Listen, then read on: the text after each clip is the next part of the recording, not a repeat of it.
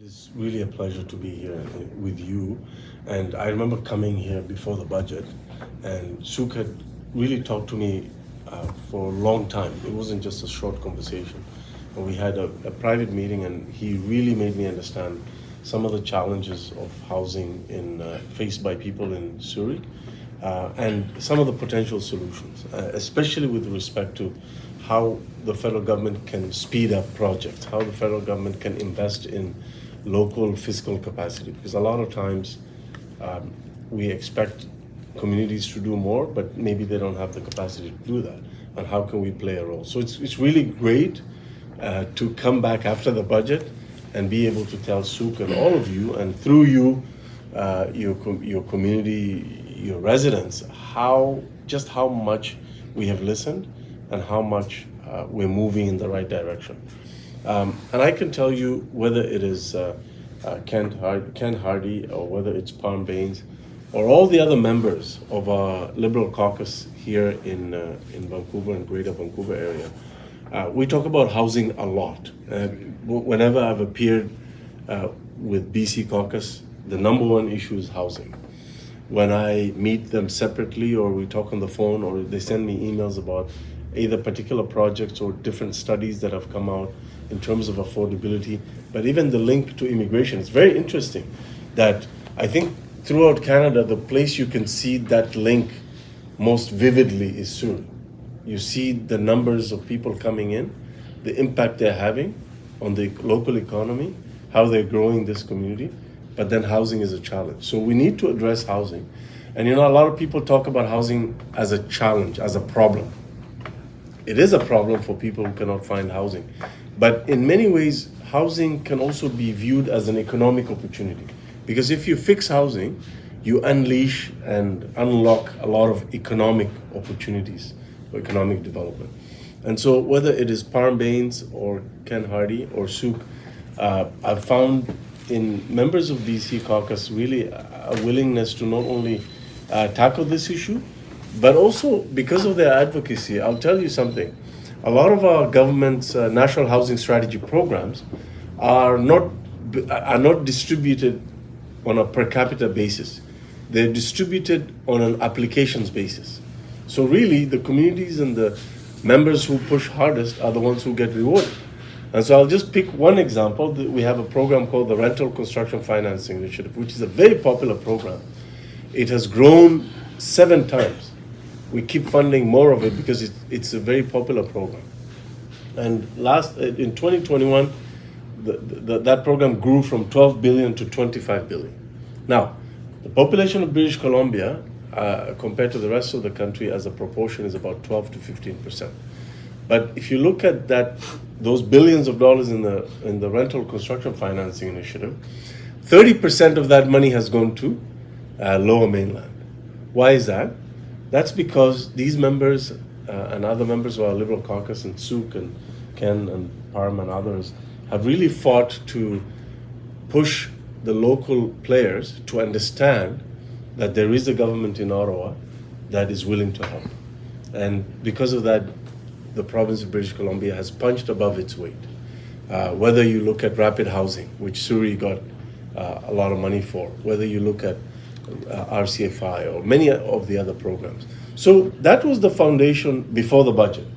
Now with Budget 2022, I really wanted to come and have this meeting with you because I think if you read Budget 2022 and you focus on the section on housing, by the way, it was a housing budget, you will notice that a lot of the items in there and the investments and the changes are really addressing a lot of the issues that you brought up.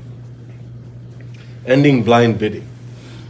I always say that if Suk and I go and try to go to an auction to buy a car, I know how much Suk is bidding and he knows how much I'm bidding.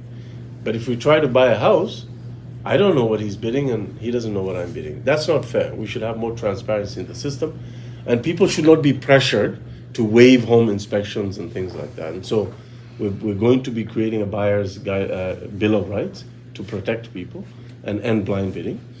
But the biggest, I think, item in the housing budget is on the municipalities. $4 billion that we will put on the table through a program called the Housing Accelerator Fund to accelerate projects and double the amount of housing supply in Canada in the next 10 years. How are we doing that? We have recognized that both as the federal government and the BC government, it doesn't matter how much more we do on housing, we need to also unlock the barriers to building more homes at the municipal level, issuing permits, doing the zoning fast. Dealing with those issues of permitting process and delivery process at the municipal level faster saves all of us money. It saves consumers money, and it enables us to invest faster in affordable housing and house people better. It also enables us to build more housing for middle-class Canadians, more housing and faster.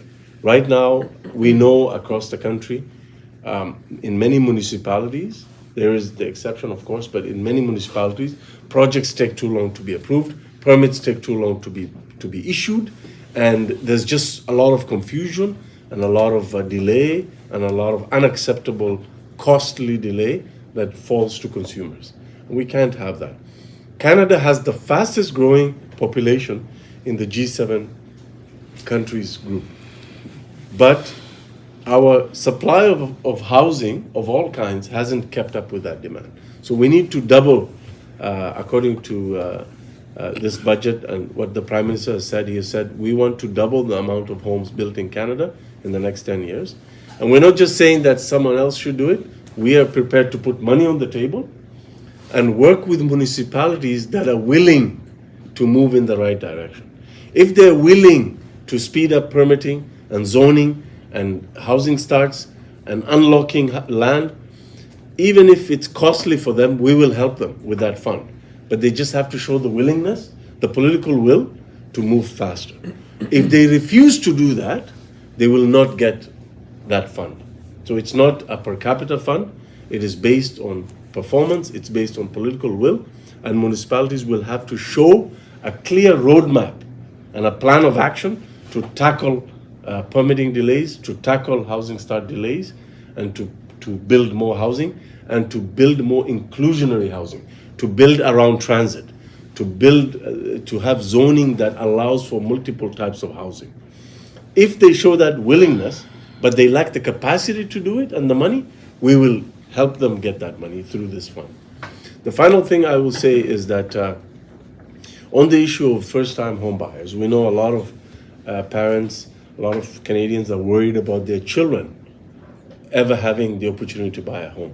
So in this budget, again, we've introduced a number of measures that really will make a difference. Number one, we're banning foreign ownership of Canadian residential real estate, and that will free up more homes for Canadians to buy.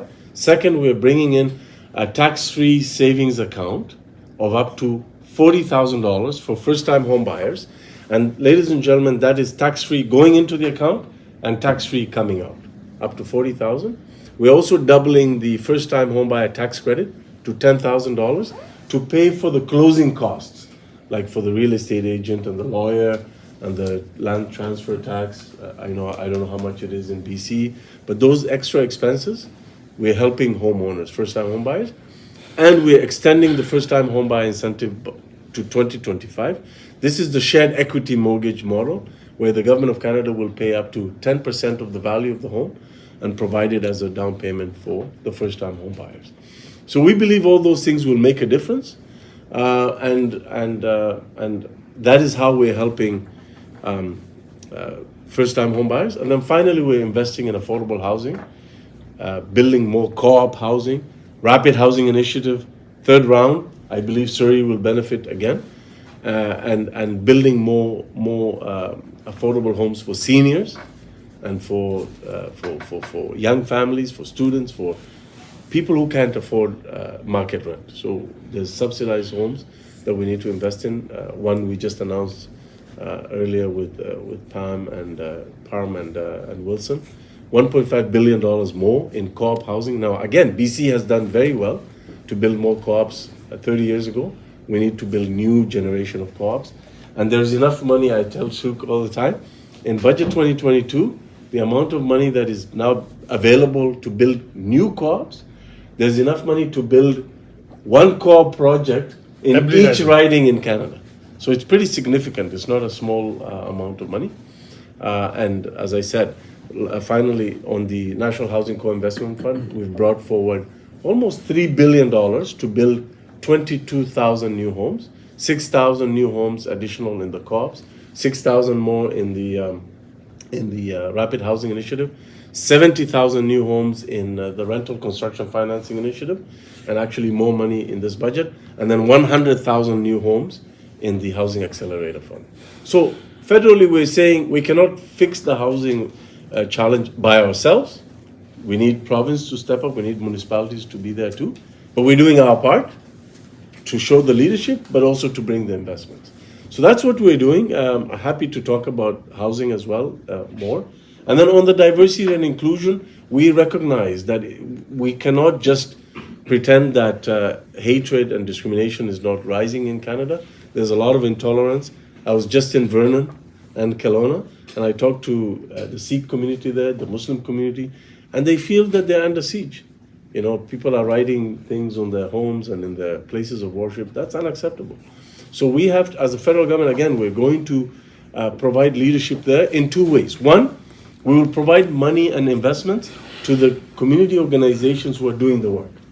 They're the ones who are fighting this racism and this discrimination and hate and intolerance. That's number one. The second thing we will do, which is very, very important, is something that the Supreme Court of Canada has asked us to do.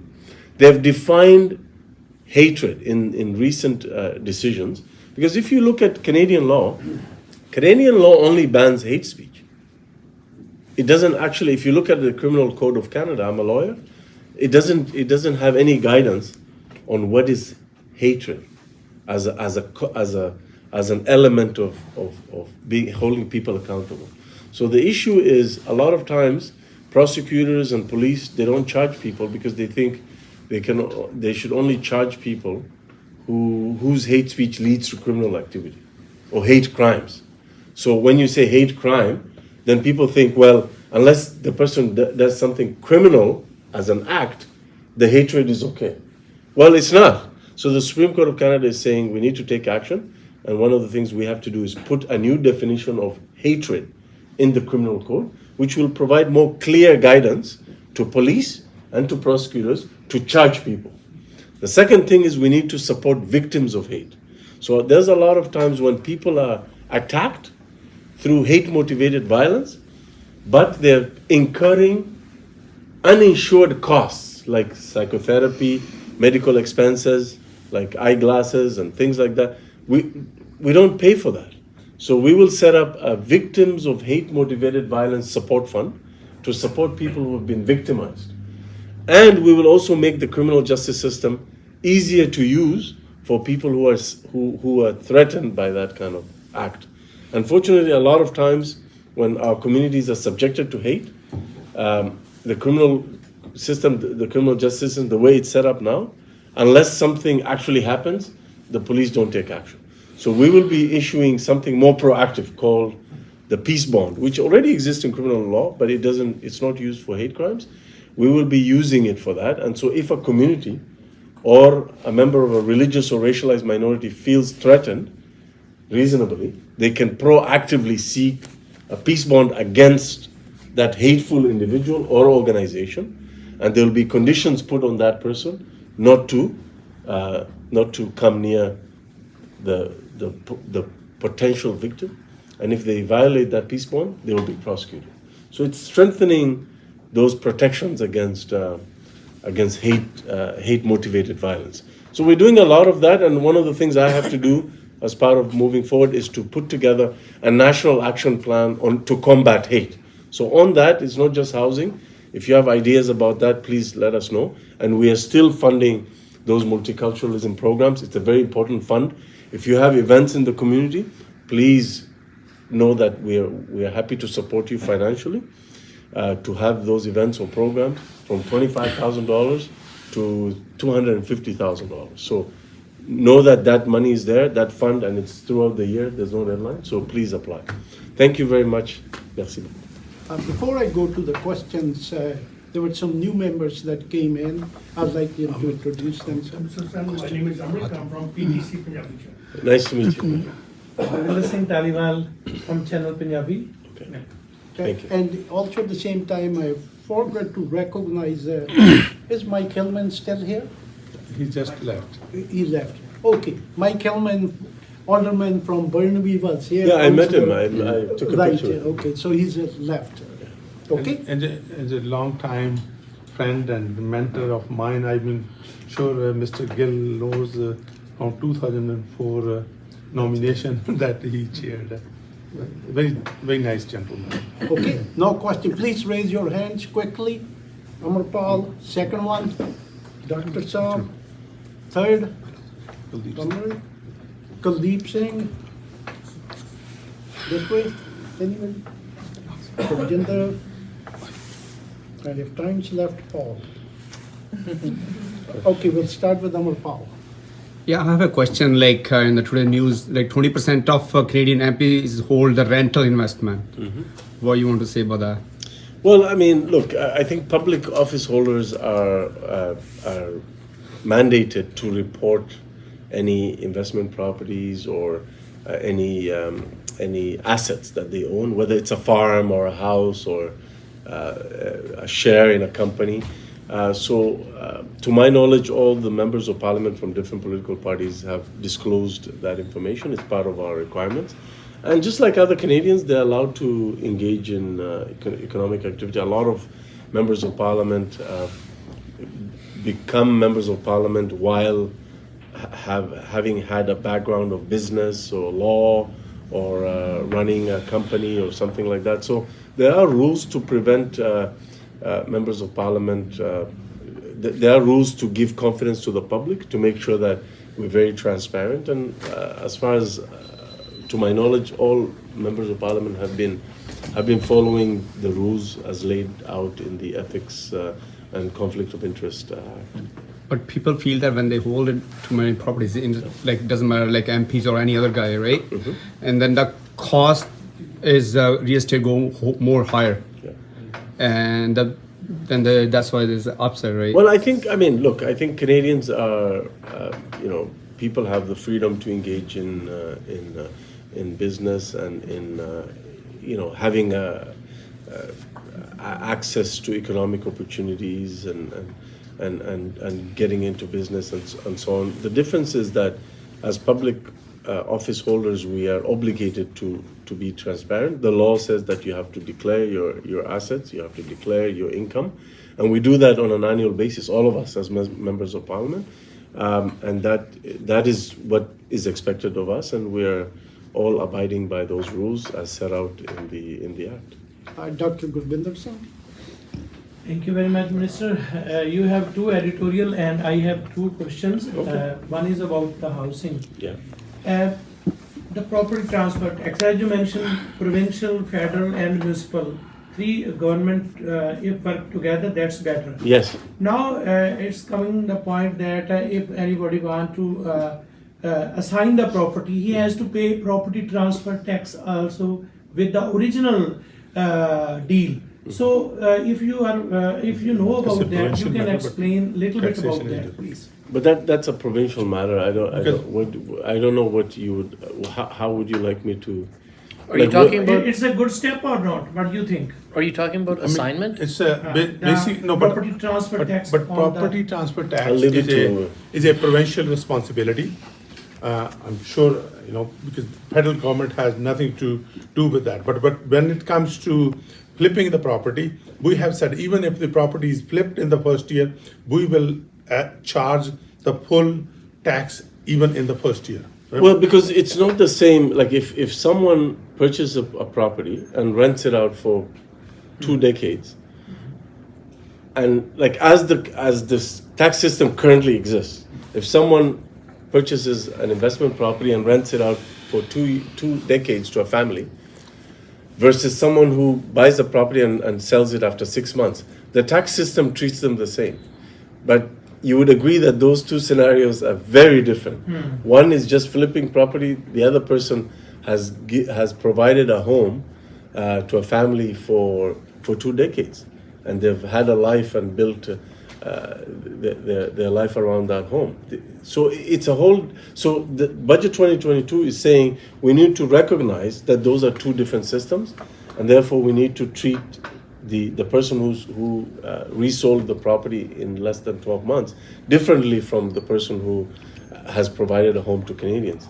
And in this particular case, we will revisit that issue and find the proper mechanism to recognize that difference. Now, having said that, if you notice in the budget, we didn't mention an amount, because that's a recognition of the fact that the real estate sector is very complex, and our tax system is very complex. So we have to make sure that we do it in the proper way, in a fair way, but in a way that also recognizes, as I said, that someone who's flipping a property in 6 months is very different from someone who rents it out and provides a home, or has lived in that home for 30 years and raised their own family there, and then sells the property after 30 years. How's that person supposed to be treated the same as someone who flipped it after 3 months?